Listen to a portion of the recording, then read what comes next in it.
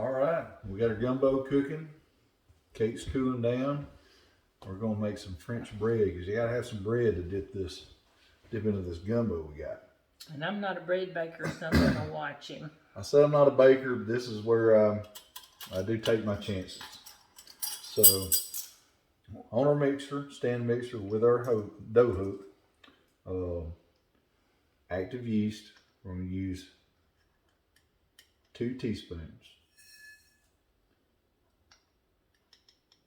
You want to make sure your yeast is fresh. If it's not going to bloom and your dough is not going to rise. Then we'll have a tablespoon of sugar. Yep, sugar. I know that sounds odd, but that feeds the yeast. It helps that yeast, gives it something to eat. We're going to put that in. We're just going to use a spoon, just kind of stir that around a little bit in the bottom. And we've got a cup of pretty hot tap water. Not as hot as you can get it, just about. I don't know what the temperature is, but it's hot. So we're going to pour that in. So right here in our stand mixer bowl. We'll take our spoon. We don't want to disturb it too much. Just give it another little stir. Just kind of break up the clumps of yeast and sugar there. And you can almost immediately smell the yeast. I love the smell of yeast. Oh, it's already starting to blooming. bloom. And then you gotta wait. So we're gonna just take a kitchen towel, leave it right here. We're gonna cover it up, and we'll let that bloom for about 15 minutes. And then we'll be ready to come back and add some flour and start making our bread. All right, we'll see y'all in a few minutes. All right, well, let's check our yeast and see how it's doing. It's bloomed up nice.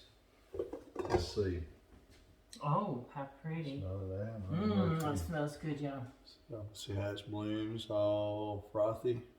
I love the smell of yeast. It'll make this bread nice and fluffy. We got our dough hook on here. We're going to put her down, lock her down, get a little noisy.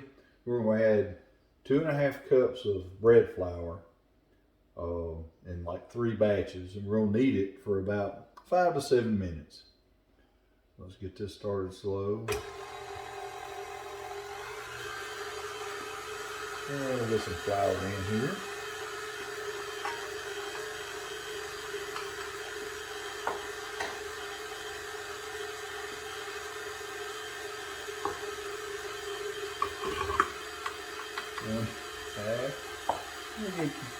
Get 1 more cup of flour there.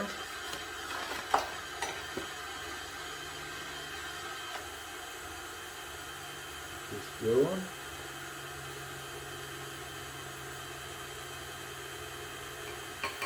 Oh, you can just smell that yeast coming. Oh my goodness. Oh yeah, that's coming together good. It's gonna take a few minutes. It'll start. Basically, it's gonna slap the sides of this bowl. If it gets too sticky, you can add a little bit more flour. But you just gotta give it time and let it do its thing. It's gonna look like it's just sitting there spinning in the middle, but it's gonna, as it gets stickier in the middle, it's gonna pick up that flour we've added off the sides of the bowl. And eventually it'll just be kneading it and kneading it. So how do you know when the dough has kneaded enough? Once it starts pulling away from the bowl all the way, and you'll hear the motor start to, it's not struggling, it's just working harder. So it'll get a deeper tone. And you'll end up with one dough ball basically that dough hook is moving around the bowl. Yeah. It'll pick up all the little pieces and little strands. Kind of cleans the bowl out. It'll clean the bowl. You see how it's coming together. Yeah. It's not forming a ball, but it is coming together. Yeah. And as that hook keeps kneading, and the warm water and the yeast that we had, it's just gonna congeal everything together to make your dough ball. Do you have to knead it by hand after you get it out of the mixer? We won't knead it by hand until after we let it rest again, because after we do this, We're gonna add a little salt to it, about a teaspoon, and that's after we've let this rest for 15 minutes. And if you listen, yeah, that mixer's starting to really, Like it's really struggling, working. yeah. It's struggling, but it's not. It's No. completely pulled away from the bowl now. So we're in full kneading mode now. Oh no, this mixer can handle it. And say it's gonna go about 5 to 7 minutes. It's already pulled all the way away from the bowl. And it's just gonna continue to knead it. It's actually kneading it gentler, more gentle than it sounds. It's just grabbing that dough and moving it around. Kind of like you would push it around with your hand. Mhm. That's what it's doing. I'm not a bread baker, so I love to watch somebody that does bake bread. I think that's pretty good. We're gonna go ahead. It's not sticking to the hook anymore, and it's not sticking to the bowl. So how many loaves will this make? This will make 2 small loaves. I'm gonna make it into 1 large loaf, it'll be about like this, and about that high. Oh, okay. So that's what it looks like. That's so pretty in it. I mean, it's a little sticky, but you still pull it away from the bowl. And we're gonna take this, put it back on the mixer, and we're gonna cover this up 15 minutes. That's gonna rise. Then we'll add a little salt to it, and then we'll be ready to transfer it over to an oil-coated bowl.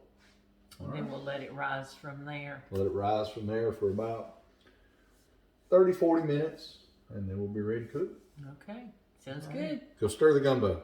All right. Yep. All right. All right, our dough's been resting for about 15 minutes. Risen a little bit. Now we're going to smell that nice and yeasty. Oh, it's so soft, guys. Oh yeah. Take about a teaspoon of salt, And you're just using kosher salt. kosher salt, sprinkle that over the top. So you're going to salt the bread just a little bit, give it a little extra flavor.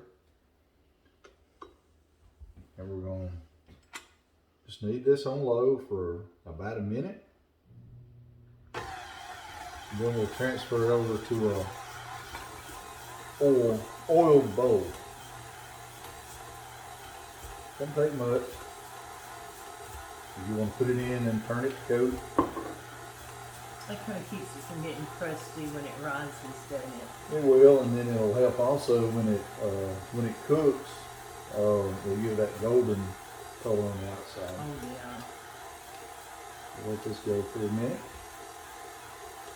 If you could just smell it, you smell all that yeast and there's just nothing like the smell of fresh baked bread, and that's what it's starting to smell like. Oh yeah. And this is just working a little extra air into it, mixing that salt up. I'll help it rise up. So how long do we need to let it sit after you put it in the bowl?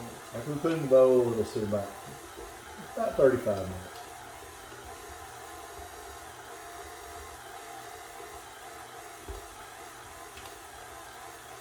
Just holding together and a little ball in here and kind of climbing up the, It will. It'll climb up the hook. climb up, That's what it, if you know if it's climbing up your hook, you're doing it right. There's one little getaway bowl. All right. Let's take this and just kind of peel it off the hook.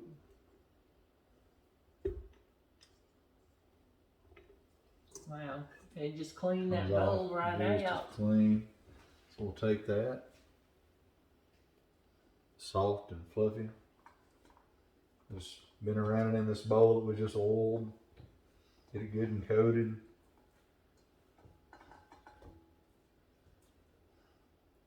Then we'll take our towel, put it over, and about 30, 40 minutes. We can go ahead and preheat the oven to, I believe it's 425, and put it in to bake and see what we got. All right. Get this bread making going. Oh my goodness. It has doubled. Double in size. So what do we do now? We're just gonna give us a little flour in our hands so we don't stick to it. How Pour it out of the pretty. bowl. How nice that is. Now we'll get a little flour on it. We're not gonna knead it much, just a little bit to kind of form it out into a little loaf. It'll only stretch as far as it wants to. And we're gonna take a knife, real sharp knife. Just lets the moisture escape and get all crispy on top.